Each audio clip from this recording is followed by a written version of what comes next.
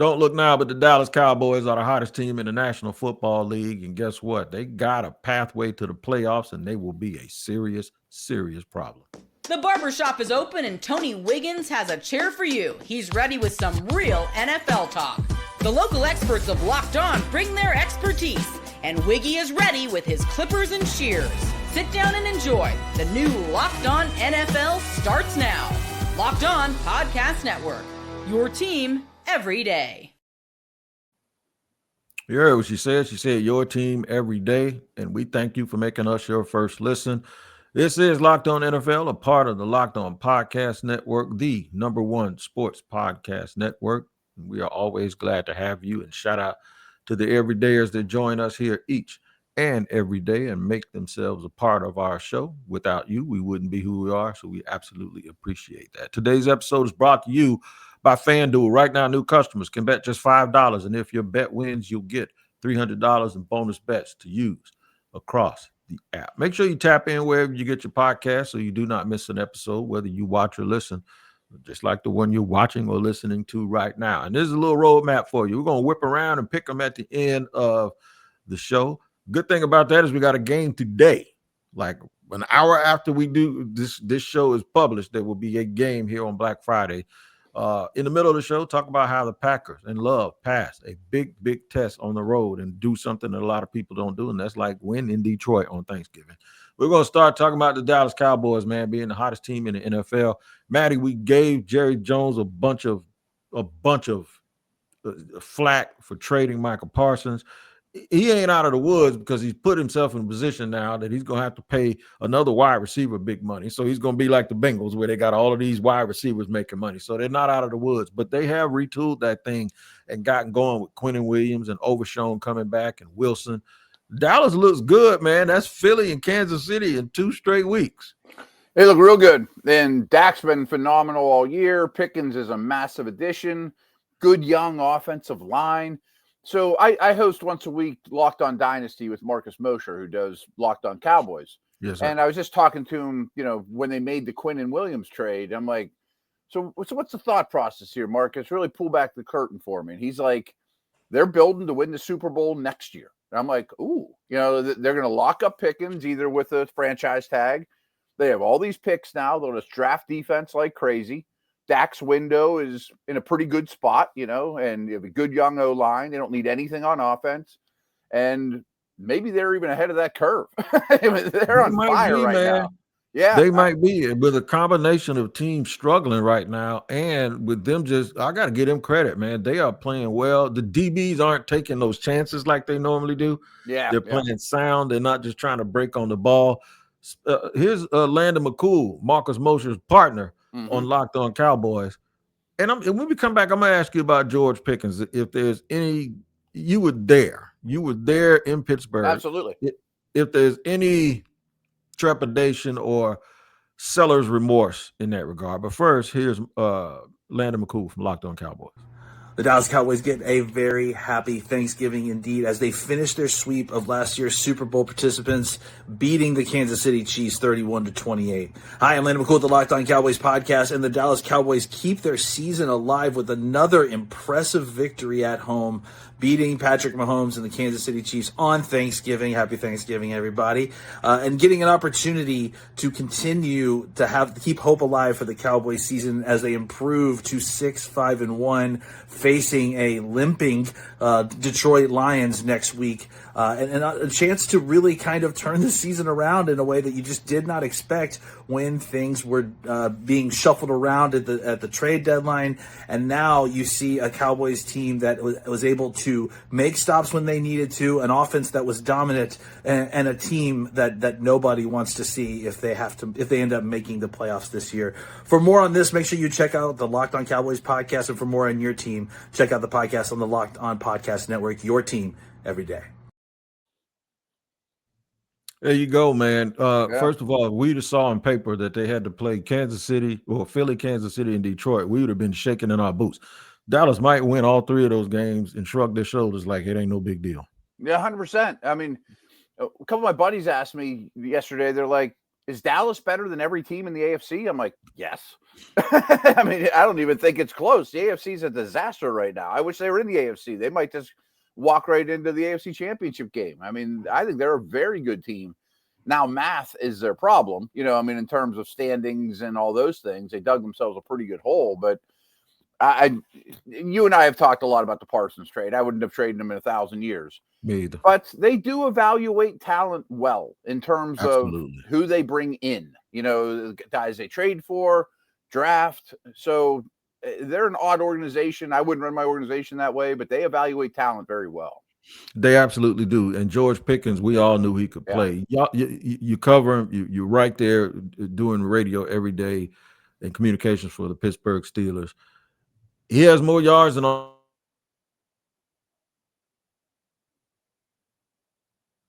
DK Metcalf. I don't think I never thought DK Metcalf was a better player than George Pickens. What's the feeling like in Pittsburgh?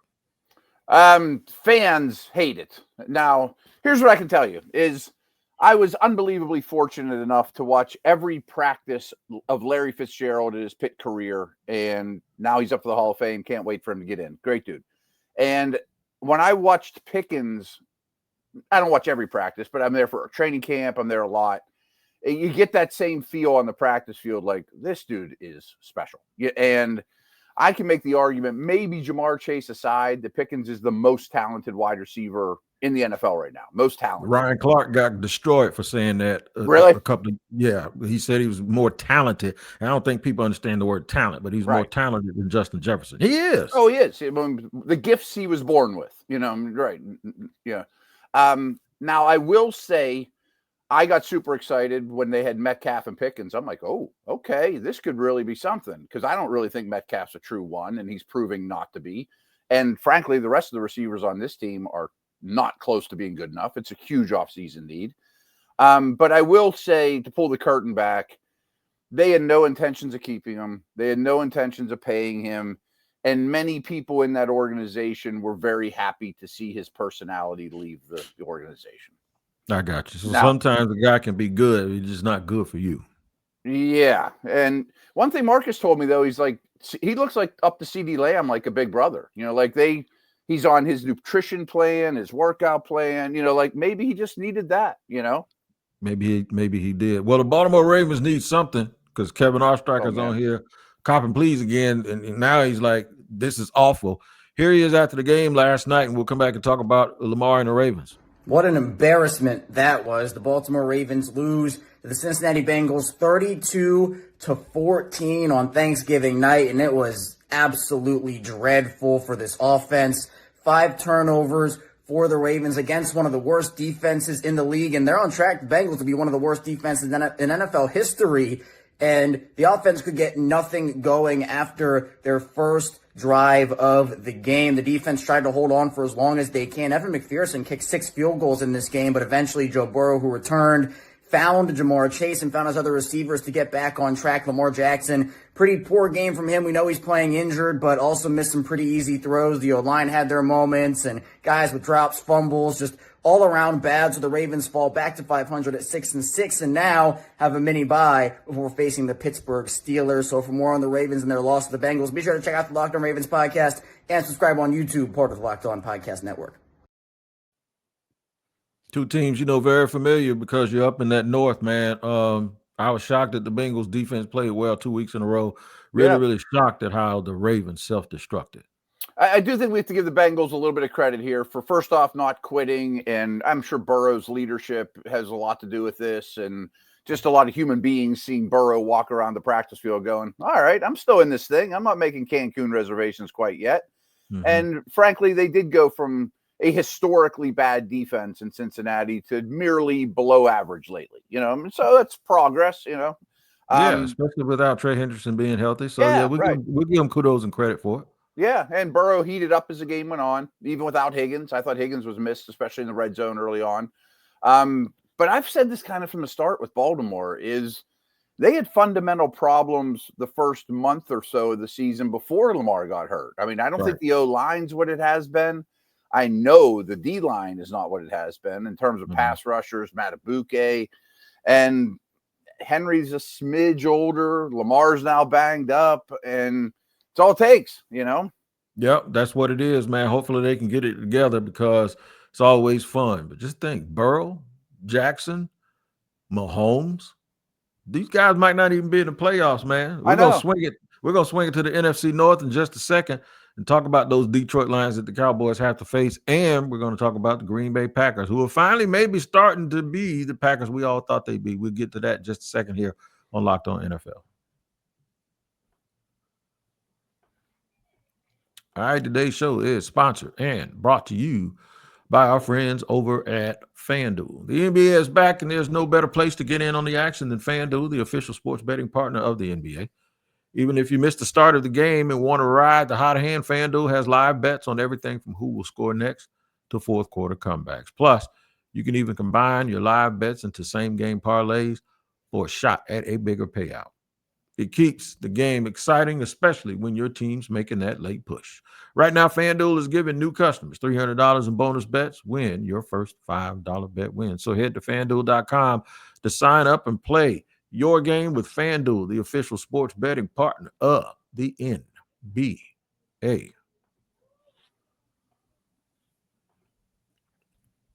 Rolling along with my main man, Matty Ice, here on Locked On NFL, where it is your team every day. Thank you for making us your first listen. The Green Bay Packers finally looked the way we thought they could look. And Jordan Love finally played the way we thought he could play. I actually put him on the bench this week in my fantasy league, and he goes and does this. But it is what it is. Here's my man, Peter Bukowski. He got a lot to say, so we're going to listen to him for a little bit longer than we know. Yeah, he always does, especially when they win. Here's my man, Peter Bukowski from Locked On Packers.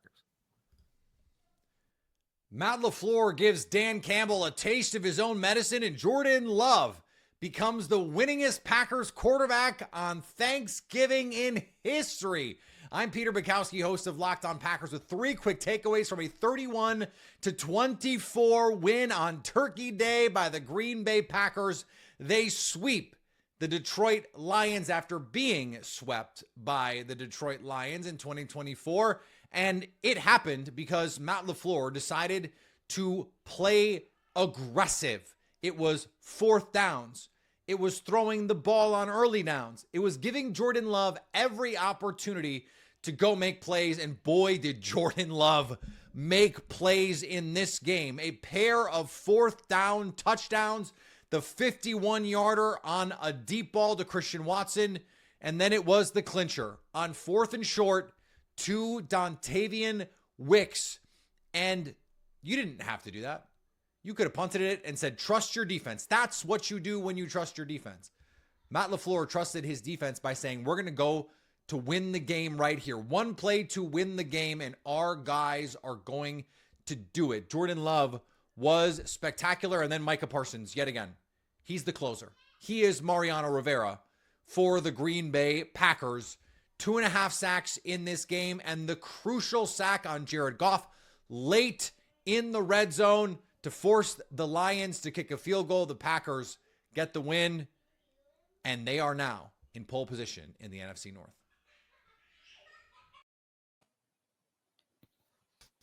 They are in pole position in the NFC North. Thank you to my man, Peter Bukowski, for that report. They are. And I thought that tie was going to end up catching up with them and hurting them, but they got to watch out for the Bears, too, because the Bears are sneaky good. But I do think Detroit is they've fallen back. And now they definitely don't have the tiebreaker, too, because they've beaten Detroit twice. What do you think about Green Bay right now? I've always been a LaFleur guy. I kind of thought he'd get this thing right. I've been a Jordan Love believer. And we brought it up earlier in the show. Micah Parsons is a force of nature, man. I mean, 12 sacks in 12 games. Yeah, right. I mean, he's going to do that every year. He's a superstar. I mean, he really is. And I've heard you say Lawrence Taylor things, and I originally took me back the first time you said that, but you're right. You're right. Yeah, he does. Couple things. I mean, this came down to fourth down conversions, which if you miss a fourth down, that's a turnover, folks. That's the same thing as fumbling the ball the snap before, and the big fat defensive tackle falls on it, and you just hand them the ball. That's the exact same thing. And I like Dan Campbell a lot. And I thought this was going to be a pivotal year for him. But I think his approach of all gas, no brakes Yeah, man. can be a bit much, especially as the season goes on. It's hard to sprint for 18 weeks straight, you know? Yeah, it is. And somehow I think he feels like he's allergic to anything that's going to make his team slow down. Yeah. No, sometimes those points, man, you just got to take them. You're not conceding anything by gaining points. It's just that you're just being smart, and I'll just look at it like you look weak. Yeah, look, yeah, field goals. I tell you what, when you're down by 2, you chasing that field goal, and when you want to tie the game, like that field goal is perfect when you need it, right? So sometimes you need it when you think you don't, because you're eventually going to need it anyway. That's why I hate when teams chase points early in the game, like if they're down by 8 and they score a touchdown. This is the first quarter or the second quarter, and they feel the need to go for 2. You don't need to do that yet. I mean, because now if you go for 2 and now you're down by, instead of tying it up, now you only got 6. Now that 2 points matter. If they get a field goal, now a field goal don't help you.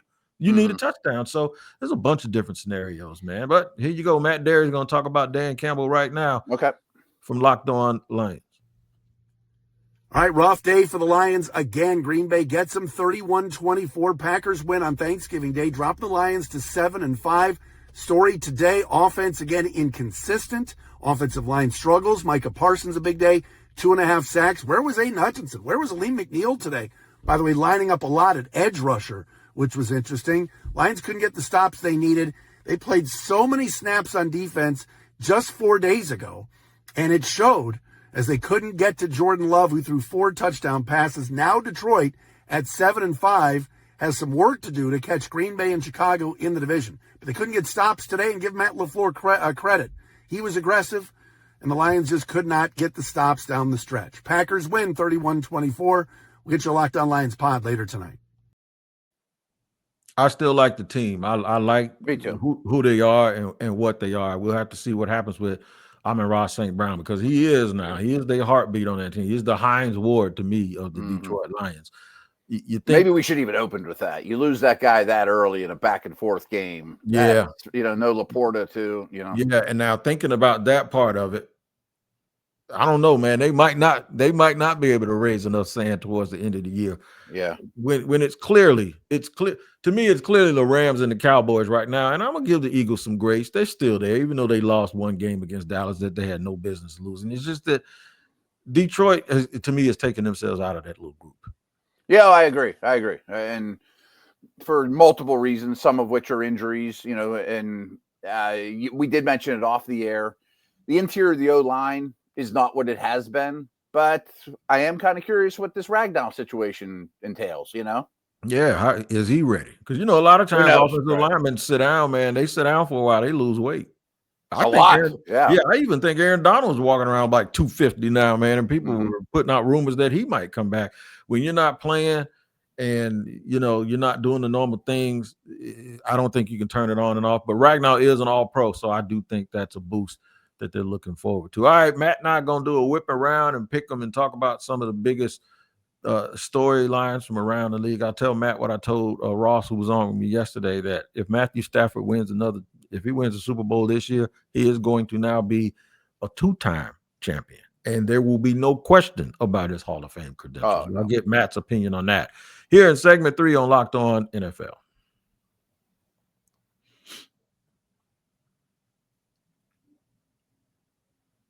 All right, moving to grooving with my main man, Matt Williamson, Matty Ice, part of the Pick 6 podcast. And you said you do something else with Marcus Mosher, Matt. You might be the one dude that got more jobs than I do around here, man. I got a lot of things going on. Yeah. Yeah, I know it, right?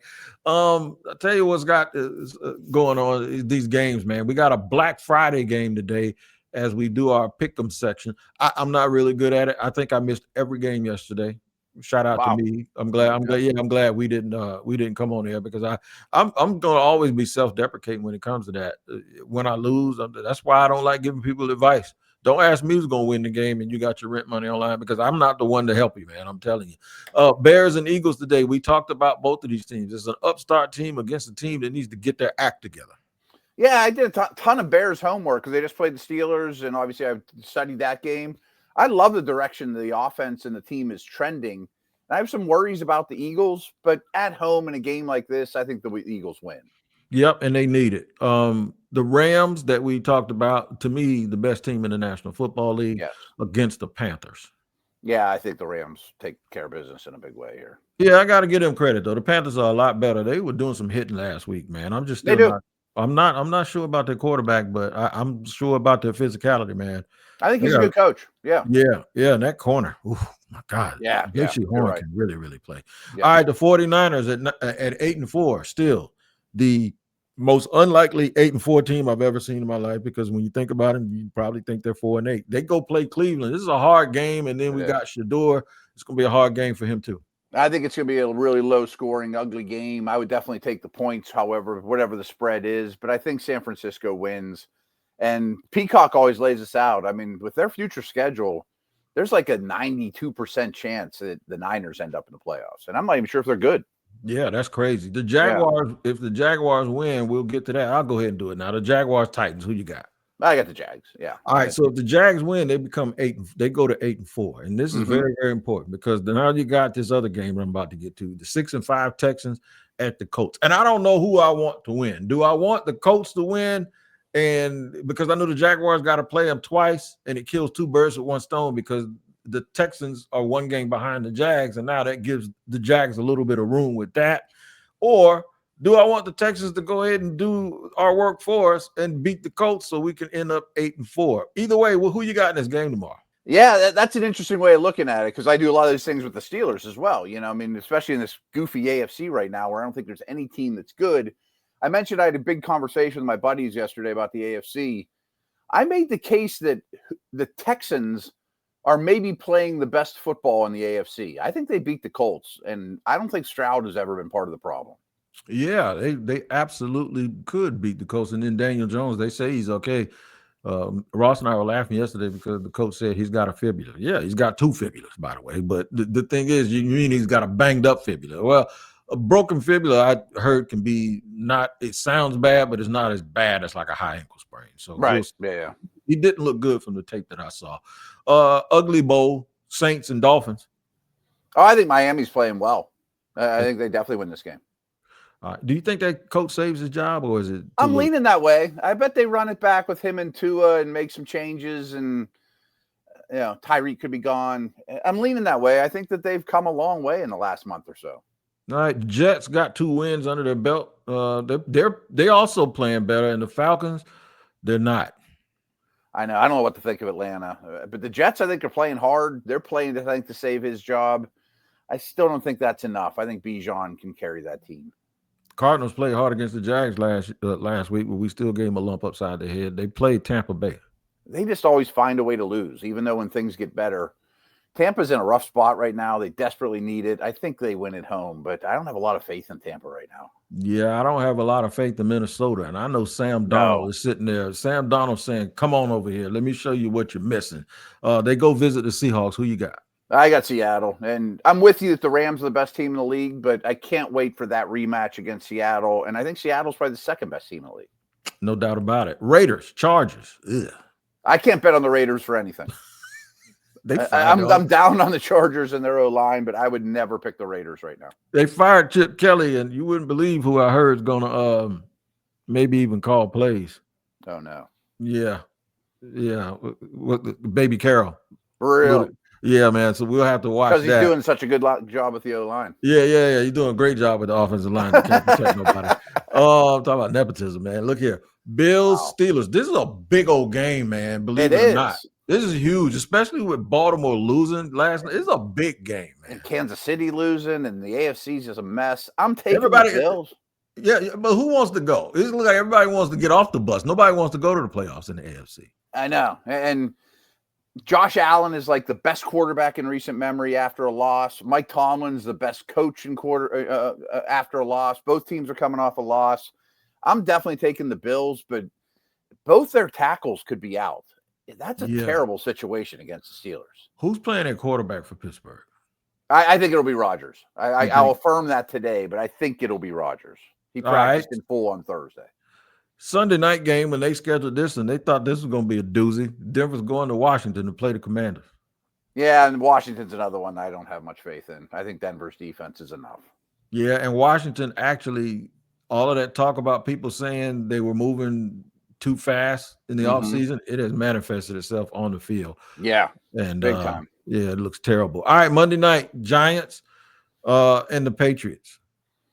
I'm going with New England. I mean, I'm not seeing any crazy upsets here, but I'm excited that Dart is coming back. I am a little worried about New England. I didn't, again, it's on my head this morning of who's the best team in the AFC, and a lot of people are talking about the Patriots. I'm like, yeah, maybe. Maybe. No one's real good, but they lost 2 starting offensive linemen last week, and that's going to be a really tough thing for what is still a thin roster to overcome. Yeah, they didn't have a whole bunch of depth anyway. No. They were playing over the head, so we'll see how Vrabel was able to motivate them and get back. All right, let me ask you about Matt Stafford. Some people said that he may not have been a Hall of Famer or shoe-in because he just had a bunch of stats. Then when he won the Super Bowl, they say, well, that doesn't do it. That's just one. I always kind of leaned on the side of him actually being a Hall of Famer because not only is he talented, but now you have the wins to go along. You have the Super Bowl to go along with the talent and the stats. If he gets another one, he's going to be in a separate category because, like guys like Aaron Rodgers and Drew Brees have 1. Eli has 2, but we ain't talking about that. Everybody Stafford's a better player than Eli. Right. But Roethlisberger has 2. So now you're in that neighborhood. Now we're in that neighborhood. What do you think this does for him to solidify him? Because I do think they're the best team. And I do too. The thing that we were talking about was their secondary. Oh, no. They got it. In the front, they have done Les Snead has done a real good job building that team. Give me your opinion on that. Yeah, I mean, even guys like Forbes are playing well. I thought when they lost Lake, it would hurt them a lot. They're the best coach team in the league.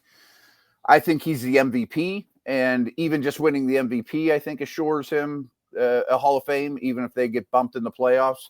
But I'll be honest, the second he won that Super Bowl, I said on the air, that's enough. He's in, because he's had a remarkable career.